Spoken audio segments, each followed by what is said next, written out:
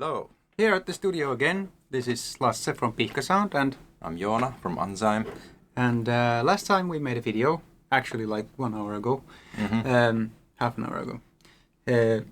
We started a really interesting conversation about working methods and hardware versus software, which it doesn't really need to be because you can use a hybrid setup and be very it can be very beneficial to use a hybrid setup instead of either. Yeah, definitely. Yeah. So I'm a software guy. I've been using Ableton for pretty much my whole music career. So all this hardware stuff is kind of weird to me, and I've never really seen the appeal or kind of felt the urge to get any hardware synths, because in my workflow I have gotten everything done within the box.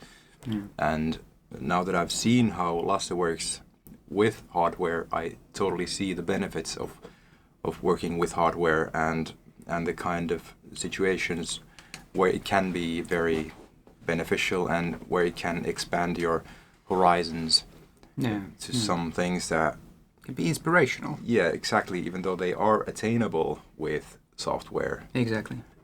they might not be that obvious in the Ableton world. Yeah. Actually, I've been, like I said on the previous video, if you've seen it, like I used to be an in-the-box guy too, only in the box, but that was because I couldn't afford hardware synthesizers and hardware compressors and EQs, and but I worked inside the box because that was the only way I could make music, and the whole idea in this music making business is to make music, and you have to make do with what you've got. Yeah. And if you've just got money for a cheap laptop, then probably it can run some sort of a shitty DAW. Yeah. There are no shitty DAWs actually. That's true. That's not a competition. Maybe you can make music with any. cheaper Yeah. DAWs, like Reaper is a fantastic Yes. tool. Logic, Yeah. €200, and you can get everything you're ever gonna need. Yeah. Like, yeah, probably I would still be enjoying music making if I had to just stuck Right. with Logic Right. and Mac. Now I have a PC and Ableton Live and a lot of hardware, and I'm really happy with these things. Yeah, much more creative with hardware, synths, and That's interesting. So how do you compare that? I mean, you feel more inspired, but why? yeah, yeah, it's a really good question. It's I think it's the tactile feel And the of the colors. devices. The colors, yeah. It's blinking in nice colors. And really, like, the Elektron workflow is really something that I could not do with a mouse and a keyboard. I could do that, but there would be no point. So it kind of like makes you think in a different way. But it also Right. limits you in a way. Do you think that is a good thing? Yes, exactly. Very, Okay. very good thing. Right. Limitations always are a source of creativity and inspiration Right. for me. So it helps you focus. It helps you focus, and it makes you write certain kind of, like, of course, it makes you write certain kind of music, because it might be more difficult. Like, sometimes when you have like a different, what's the word in English? Like tahtilaji. That's a really tough difficult. If you've got a song that goes in 6/8 instead of a 4/4 Yeah. beat, it's gonna be more difficult to like. You can do that on Elektron devices, but these devices are clearly made for that 4/4 Right. Dance beat. floor. Yeah. Well, not just dance floor. A lot of people, Right. including myself, make a lot of like really nice ambient music with those. Right. And you can, like, of course you can change the length of the pattern and everything, Right. and the number of steps on a pattern you can change, and you can have different lengths in different patterns, and you can like make all that kind of stuff happen. But you know, it's so easy to just go to Ableton and just not even care about this grid. Right. Well, you can change the grid from here. It's easy enough. Yeah. Okay. Well, that's interesting thing, because I almost always start working with clips in Ableton. So You start from here. Yeah. That's the main view that I use. Yeah. To create some. Well, this is where Ableton stems. started. That's right, and I did fall in love with that feature when I started using Ableton in version 6. So that kind of is a similar workflow. That kind of like is the Elektron workflow. Yeah. There is a lot of similarities to it. Yeah. And also, if somebody of you uses what's that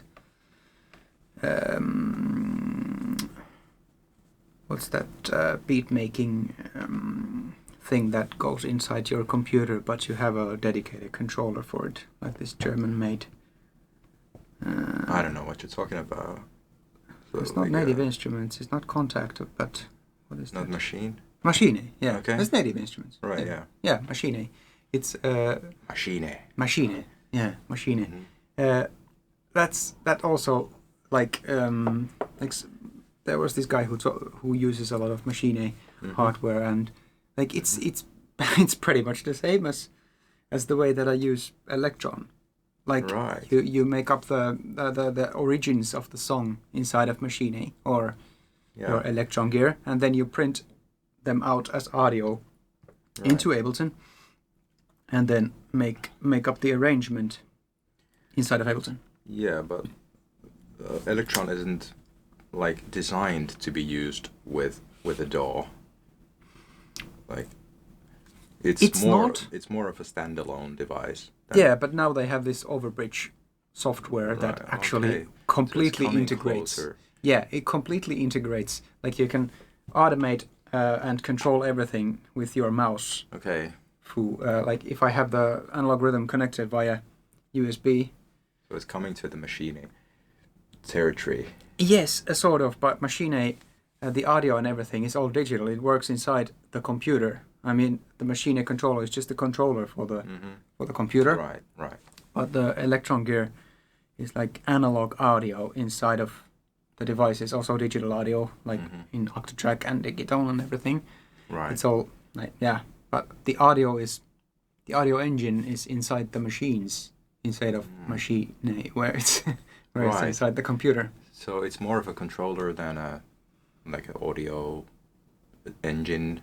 Yeah, it's just a controller. Right, Machine is just a controller. That's the difference. Yeah, and it uses up your CPU, whereas like in hardware synths, I might have like on this template, I have like how many tracks are on this template actually? I might have like 38 tracks. Right. I might have all of them full of audio and full of MIDI, and I'm using maybe 15% of CPU if I have a lot of plugins on the clips, on the tracks. Yeah. So like all of the processing is made inside of these devices instead of Machine, where all the processing is made inside the computer. So it uses CPU, and Ableton uses CPU, and everything uses CPU. So you can't do like that much stuff. Right. With that. Yeah.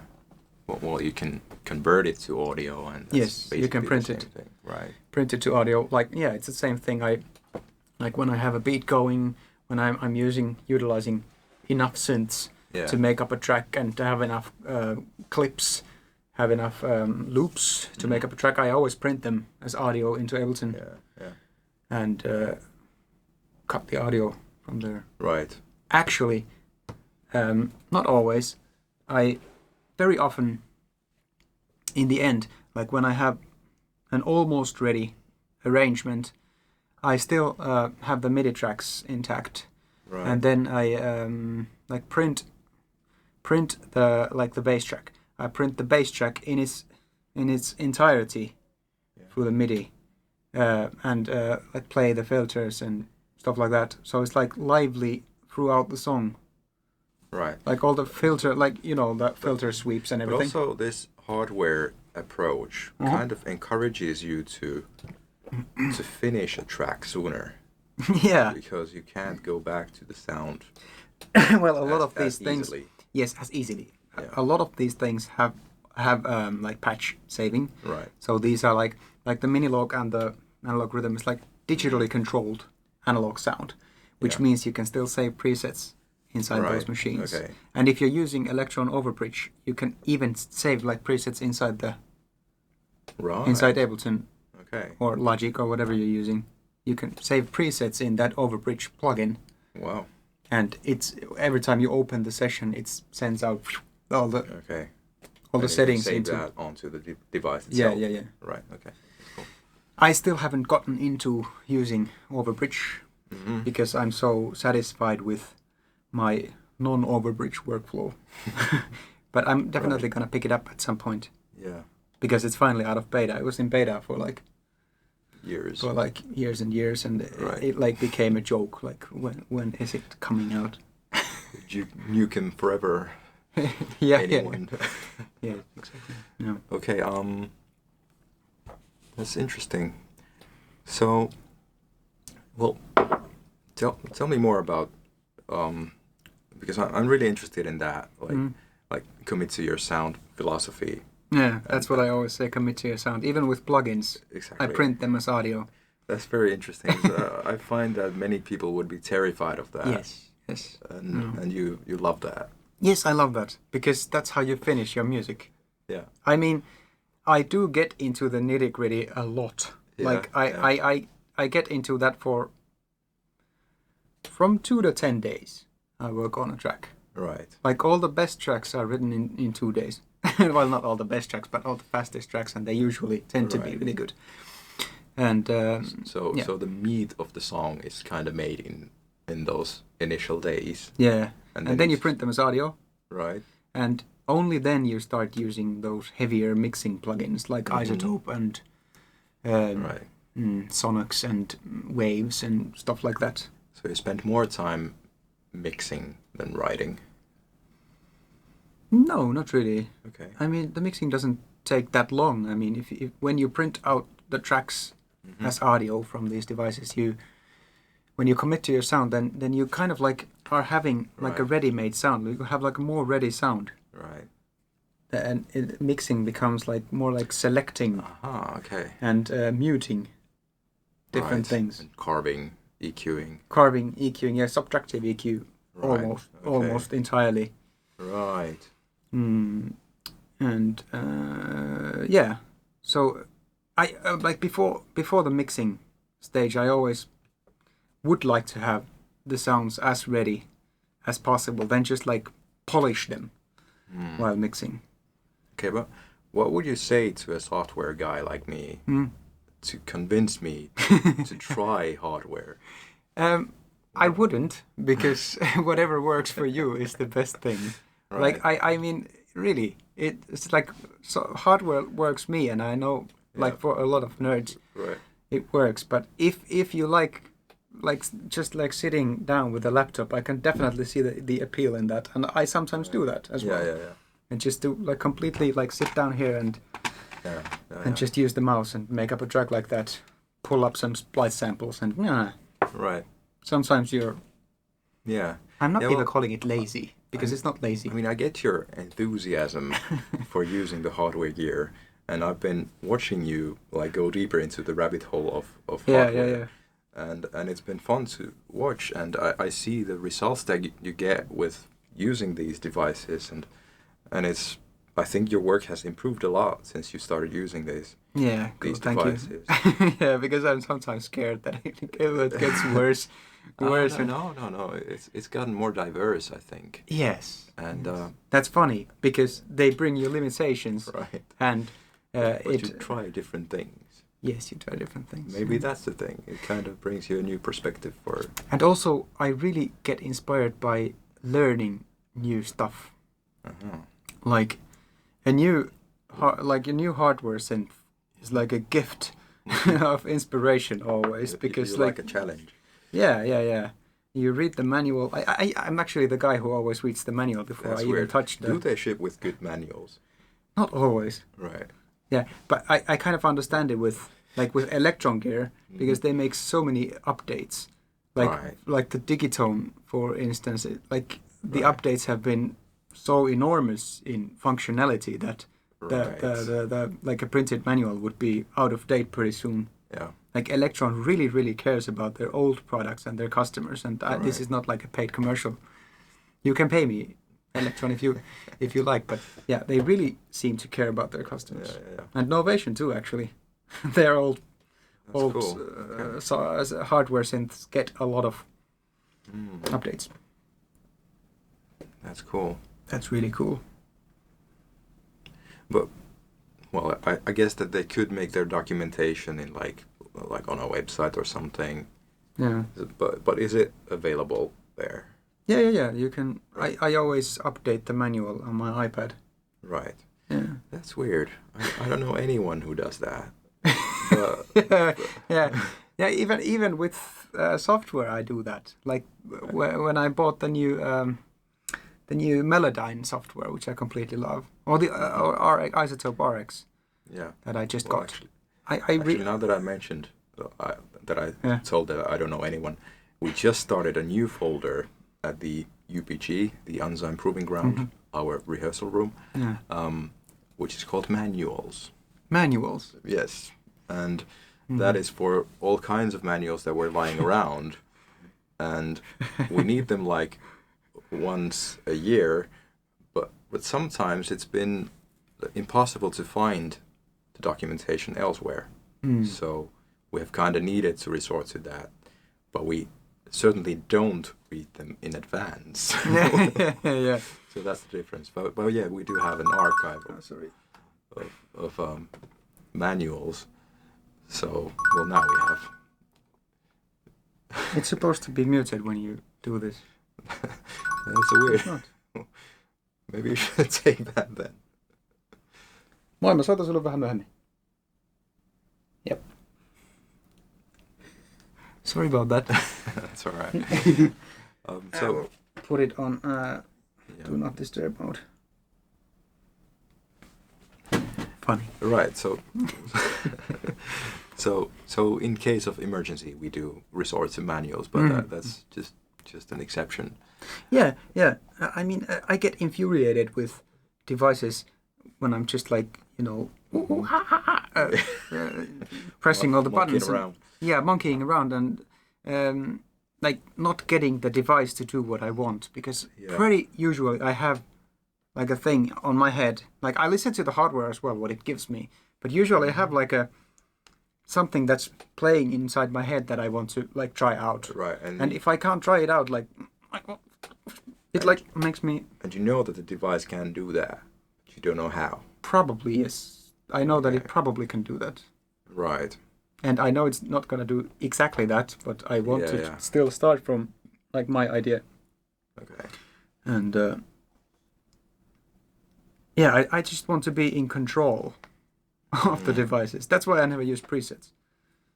That's also interesting. Yeah. Well, I sometimes use presets, but like even with software synths, I always start with a blank patch. Like that's just like I want to be in control. I see. That's also very different from my approach. Control freak. Yeah, but I like that. If you know what can be done, then you can approach that manually most of the time. Yeah. But sometimes you may not have that accurate of an idea. Yeah. So then it might be worth going through some presets. That I do that. Yeah. I do that sometimes, and I pull up samples from Splice, upload them to the Octatrack, and see what I can make up with chopping up those samples, and only then start to play the guitar or something on top of it. But you also rarely resort to your old patches, which you have made. Yeah, I actually save my patches on on the Analog Rhythm and the Minilog, wherever I can save patches. I always save the patches if I need to go back, but I've maybe gone back to them in like like in 2 years I've maybe written like 150 songs. Yeah. And maybe Which is like insane. yeah, I'm really creative. Not all of them are good. Mm-hmm. But I just need to write a lot of songs Yeah. for a few of them to be good. But maybe like in 3 times in 2 years, I've resorted to an old patch, even made by like myself. Well, I heard from an interview with Chris Lowe, and he said that he sometimes just uses the same sound that has been used on a song before. Yeah. He's really lazy about sounds. Yeah. And Funny. that's a totally different approach. That's a I totally guess. different approach. But I like the sometimes I could use like old sounds. Like I like the approach in analog rhythm, whereas you save kits instead of like sounds, and you save sounds and patterns different from the kits, so you can make like a pattern play a different we can make a different kit play the same pattern. Okay. So it's like a drummer, like a live drummer, who's like acoustic drummer, doesn't always change his bass drum sounds. Probably has like maximum of 2 bass drums. Right. It's like silly. Like us electronic musicians, we always have a different kick. Why? Yeah, that's like it makes no. Yeah. Yeah. Yeah, we used to have that too. On early Enzyme songs, we had a specific kit for all the songs. So every time we wanted to switch to another song, we needed to switch the drum kit as well, which is played electronically. But then we gave up on that years ago. But Yeah. But yeah, because we could. because you can. Yeah.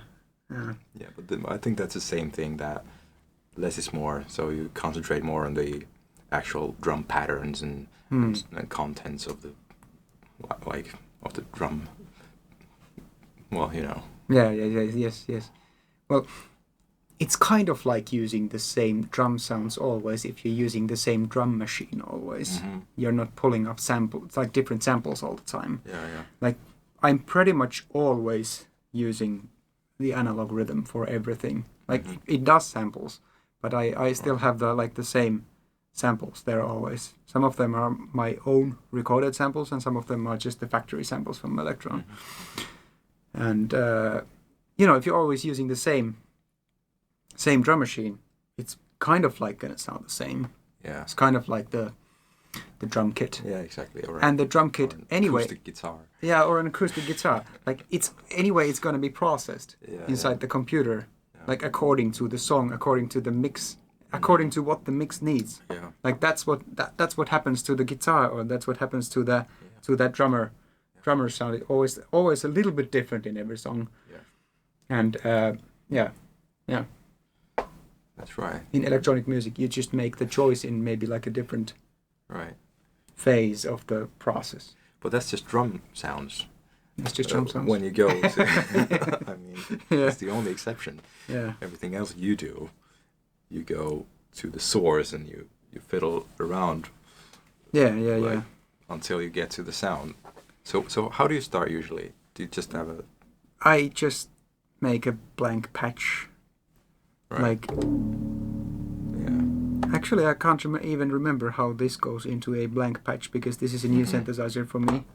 But usually I should check it out. But From the manual. From the manual, yeah. It is on the manual. Right. I can't remember it, but this is like such a very basic analog bass sound.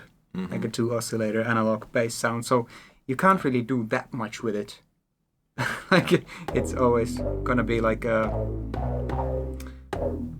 bit like this, the sound. Like you're not saving like different. Well, you can do many things with it, but. So when you design that sound, do you already know what you're gonna do to it afterwards? In Ableton. So you already think I am about actually using like some processing. Like in the previous video, I showed you this template that I have for these things. Yeah. And in the template, I have actually quite a lot of plugins on the Mono Station track. At the ready. Yeah, at the ready. I have the R-Bass Mono, which is an insanely good plugin. This is just so easy. You just put it in there and it works. Makes the sound bassier. Yeah. And it works. I have an EQ. I have the... this is actually a preset. The Ableton's Saturator with the warm-up lows factory preset. Mm-hmm. It's a really nice preset, so I just throw it in there. And then I have a compressor. So actually I do quite a lot of processing already, but these are not like heavy plugins. Right. Like I do the heavy lifting plugins after I print everything to audio, but I do have plugins. Right.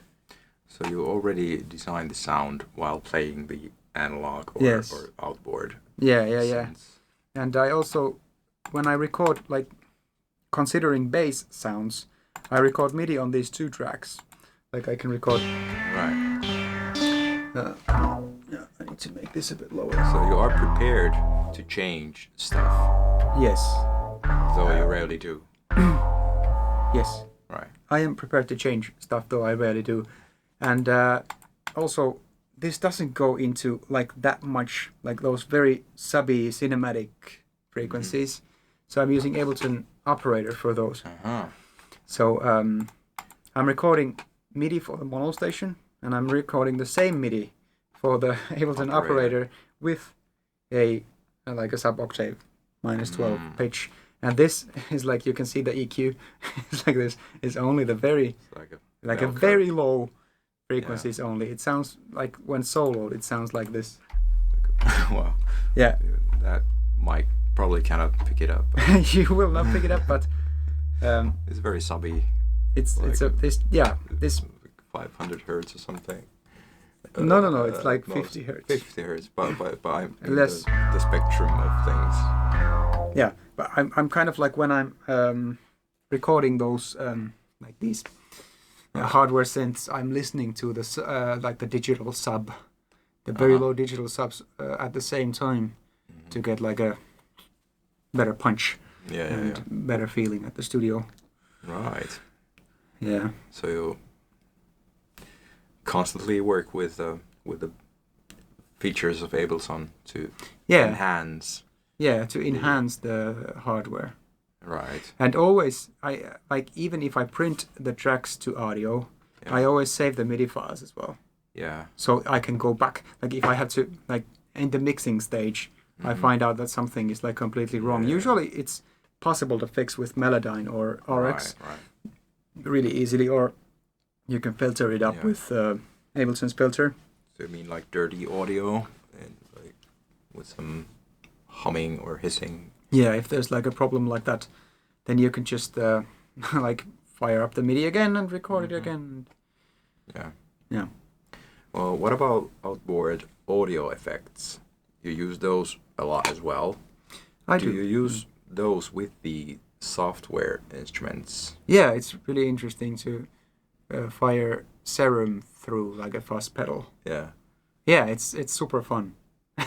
It's also kind of a rare thing to do, I suppose. Yeah. But I've seen some producers do it. Right. And you can give those software synths the hardware edge and the fuzziness by using, like, it makes no sense to use like digital hardware with those. But if you have like proper analog hardware, then I can see the appeal. Like I wouldn't put my software sounds through a Strymon Blue Sky because I know it's like this is the plugin in a box. I would just pull up a Valhalla Vintage Verb because it's so much easier. Right. But you simply cannot do like stuff like this very very custom DIY fuzz pedal.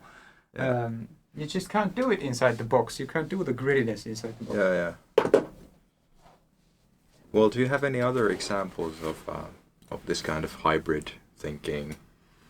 You use MIDI to control analog gear and like analog audio effects on like software instruments. What other kinds of hybrid things you can do with hardware?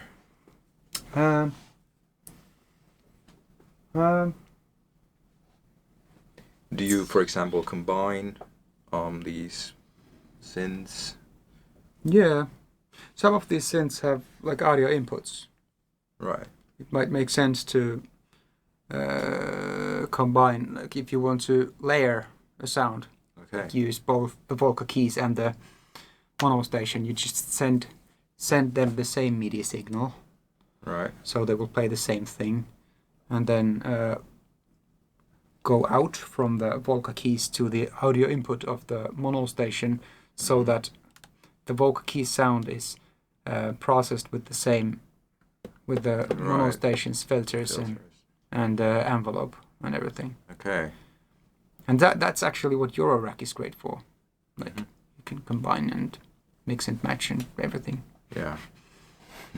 Mm. Well, that's another rabbit hole to. That's also Eurorack is definitely a rabbit hole. You have to know what you're doing when you go into Eurorack. Mm. All right. Well, we talked briefly about the user interface of these analog devices and outboard gear. So it gives you another perspective of the same thing.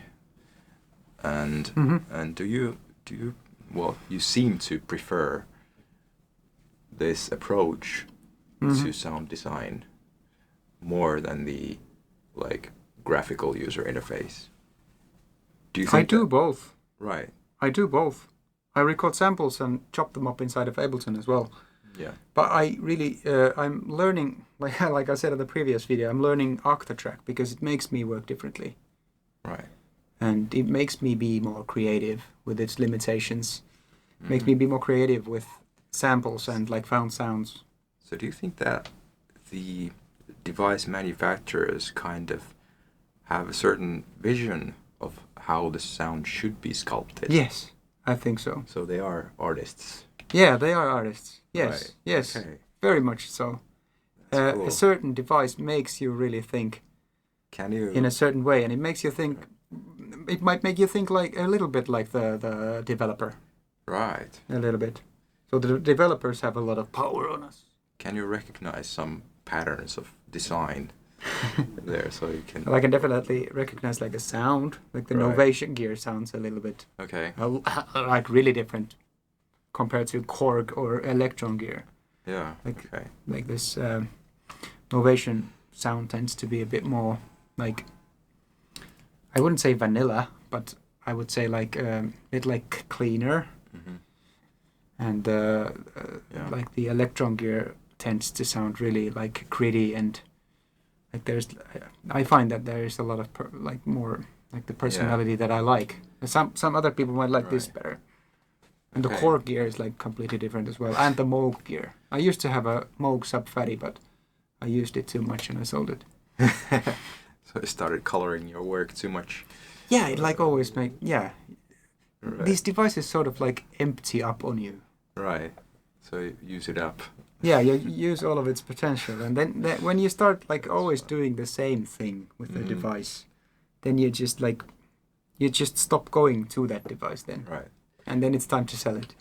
Okay. Well, that's a good approach, I think. Yeah, I think most producers just hold on to their gear and pile it up. yeah. I just like there's not so much space here, and I'm not so rich, so Right. I would just much rather like recycle the gear. Like And then this, you I also got. don't have the temptation to go back. Yeah, you don't. It's pretty seldom that I've regretted selling a piece of gear. Right. In fact, I can't think of any. So what's next on the list? What's next on the list?